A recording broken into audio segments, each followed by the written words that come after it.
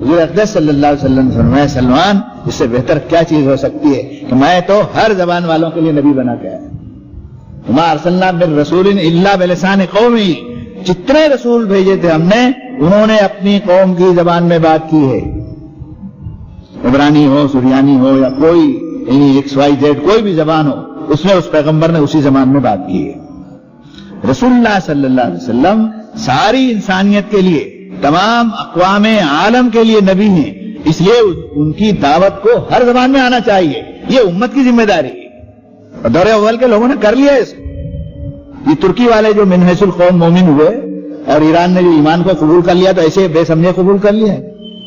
آپ قرآن کی بات کرتے ہیں، قرآن حدیث اور اس کے اصول اور مبادیات سب سمجھ گئے. وہ ہوشیار قومیں تھی دونوں، اور بڑی بڑی سلطنتیں تھی ان کی، سمجھ گئے ہو. اور آپ کی معلومات کے لیے عرض کروں کہ مغلوں کے زمانے تک میں فارسی علوم نے مسلمانوں نے اتنی ترقی کی تھی کہ قرآن حدیث اور فقہ اور سارے فتاوے انہوں نے فارسی کے، بلکہ انہوں نے ایک جھانسا شیطان نے ان کو بھی دیا کہ حکومت بھی فارسی میں ہی چلنے دو. وہ اٹک گئی بات.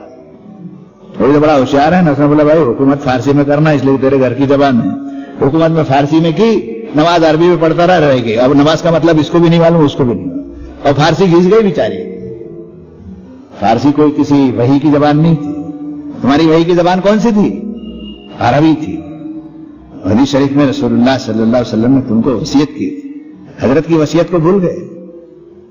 لائق بیٹا باپ کی وصیت کو نہیں بھولتا ہے، امت حضور کی وصیت کو بھول جائے. فرمایا حزب العربی علیہ السلام، عربی زبان سے 3 باتوں کے لیے محبت کرو. لأنی عربی، فرمایا میں عربی ہوں. والقرآن عربی، شریف عربی میں. ولسان اہل الجنت عربیہ، اور اہل جنت کی زبان عربی ہو. سوچنے کی بات. ہماری سلطنتوں نے اپنی اپنی لوکل زبانوں کی پرستش کی. ان کو عربی کو موقع کے اوپر رکھنا چاہیے. انسانی زندگی کے جو عروج اور زوال کے واقعات ہیں اس میں تم نے اس زبان کو بلندی کے اوپر رکھنا چاہیے کہ ساری زبانوں کو دبا کے رکھ. تو بھی اللہ نے اپنا کام کیا، رسول اللہ نے اپنا کام کیا، صحابہ نے اپنا کام کیا. آج بھی الحمدللہ کچھ یہ گئی گزری زبان نہیں، گئی گزری زبان نہیں. شرم آتی ہے مجھے کہنے کے لیے کہ انگریزی کے بعد میں اگر کسی کا درجہ ہے تو الحمدللہ یہی زبان. جن سلطنتوں نے عربی زبان کو انہوں نے دھوری بنایا وہ قائم رہی، اور جن ملکوں کو آپ نے فتح کیا وہاں فارسی کو بنایا مٹ گئے. سر وہ بادشاہ بھی مر گئے اور ان کی تہذیب تمدن سارا مٹ گئے. کچھ لال قلعے اور کچھ یہ تاج محل کی اپنی بیوی کی درگاہ لے کے بیٹھے ہو. یہ پیغمبروں کا ورثہ نہیں ہے. یہ پیغمبروں کا ورثہ یہ نہیں ہے.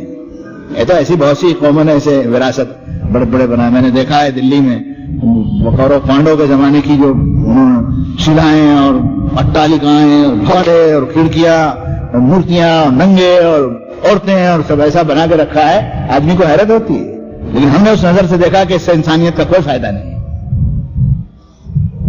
اس زبان سے، اس تہذیب سے، اس تمدن سے، اس عقیدہ توحید سے اور مجموعی اعتبار سے اس اللہ کی کتاب کے ساتھ میں اس کی وابستگی ہونی چاہیے تھی جہاں آپ کی سلطنتیں تھیں. اب ایسی موت آئی مغلوں کے زوال کے بعد میں، فارسی کو سنبھال نہیں سکے. آپ سنبھال سکے کیا؟ نہیں سنبھال سکے. عربی سے نابلد تھے. اردو ایک رابطے کی زبان آئی، اس نے آپ کا وقت لیا. مادری زبان نے وقت لے لیا. کچھی ہے، گجراتی ہے، میمن ہے، مراٹھی ہے، تیلگو ہے، کنڑ ہے، ملیالم ہے. تو گھر میں کیا بولتے ہیں؟ تو اپنی مادری زبان بولے گا نا وہ. اچھا ادھر سلطنتیں جو تھی وہ ایسی آئی، 2-3 زبانیں انہوں نے اور ٹھوک دیا آپ پر. یہ بھی پڑھنا پڑے گا، وہ بھی پڑھنا. کہیں کہیں تو میں نصاب میں دیکھتا ہوں 6-7 زبانیں آپ کے بچوں کو پڑھنی پڑتی ہیں اور کسی زبان میں بھی پارنگت نہیں ہے. وہ بدھو ہے. تم اگر عربی کو سروپری کرتے تو دنیا انسانیت کے اندر قرآن مجید کا پورا نہیں کہتا میں 75% حصہ بے نقاب ہو جاتا عقیدت کے اعتبار سے.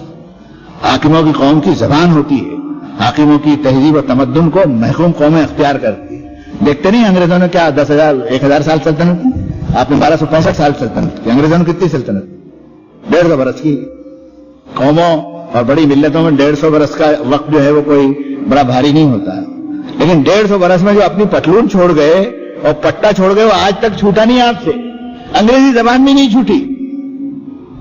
कितने ही दावे करने वाले हैं, और ये बात हमने दिल्ली में भी कही है, कहने में कोई हर्ज नहीं है। इतना बड़ा मुल्क होते हुए अपनी कोई राष्ट्रभाषा 50 साल में बना नहीं सका, अब बना भी नहीं सकेगा, इसलिए कि अंग्रेजी ऐसी सर पर सवार है, पीछे नहीं छोड़ेगी तुम्हारा। उनकी होशियारी थी। तो लॉर्ड मैकाले ने क्या किया, निसाब तालीम जो उसने बनाया, उस वक्त अंग्रेज कौम जो है घबरा गई। उनके दानिशरों ने कहा, इतने बड़े आदमी हो कि ब्रिटिश सल्तनत तुम पर इतना भरोसा करती है, ये क्या निसाब बना करके दे रहे हो, साहब बन जाएंगे, ये हिंदुस्तानी साहब बन जाएंगे और हमारी नाक बन जाएंगे, हमारे सर पर सवार हो जाए। वो होशियार आदमी था, एक आदमी था, उसने कहा घबराइए मत, इनका बदन हिंदुस्तानी होगा, इनका दिमाग अंग्रेजी होगा, इस निसाब की वजह से। हुआ नहीं हुआ पूरा।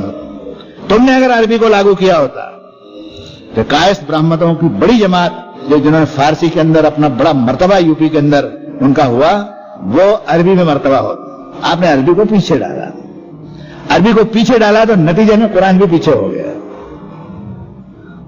अब भी मौका है कि हम अपने मदरसे के निजाम के अंदर कुरान के माना के एतबार से अरबी अपने बच्चे को शुरू से सिखा दें। मैं दावे के साथ कहता हूं कि दुनिया की किसी कोई जबान इतनी आसान नहीं है जितनी अरबी जबान आसान, लेकिन उसके कायदे कानून ऐसे बना करके रख दिए हैं कि आदमी समझता है चुड़ैल है, खा जाएगी ये, और 10 बरस मेरे निकल जाएंगे, पल्ले नहीं पड़ेगा कोई, उसका रास्ता निकालना चाहिए। आज टेक्नोलॉजी का दौर है, नई नई इजाजत आ गई और सीखने के लिए आसानियां होगी। पूरी हिम्मत के साथ में हमारे जवान अगर कोशिश करें तो मैं तो ये कहता हूं कि कोई वईद नहीं है। अभी अभी मुझे रिपोर्ट मिली बॉम्बे में, और भाई अब्दुल गफूर गए थे वहां, कॉलेज की 23 लड़कियों को 11 दिन में सूरह आल इमरान तक कुरान मजीद पर डाल दिया उन्होंने। पॉसिबल है क्या, मुमकिन है क्या? सूरह आल इमरान यानी चौथा पारा, 11 दिन, वो 23 लड़कियां, हो सकता है। लेकिन उनको पहली मर्तबा मालूम हुआ कि हम जिस जबान से इतना दूर भागते हैं वो 50% तो हम खुद जानते हैं उसको।